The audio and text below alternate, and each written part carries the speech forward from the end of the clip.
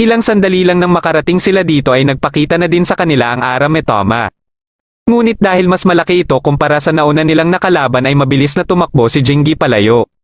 Kaya kaagad ding tumakbo si Yukito hanggang sa maabutan sila ng Arame Toma. Nagawa nilang makapagtago dito ngunit mabilis lang din silang natagpuan nito. Inatake nito si Jingi kaya dali-dali itong tumakbo at iniwan muli si Yukito. Pero si Jingi lang ang inaatake nito kaya dito na nagkaroon ng pagkakataon si Yukito na makaatake. Nagawa niya itong mapabagsak kaya ginamit na din ni Jingi ang kanyang kapangyarihan para atakihin ito muli.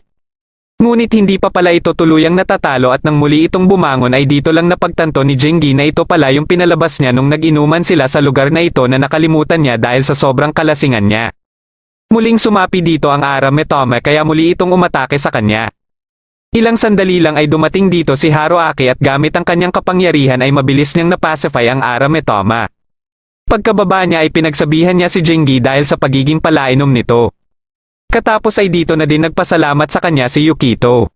Nilapitan niya ito at binuhat na katulad nung ginagawa niya nung bata pa ito.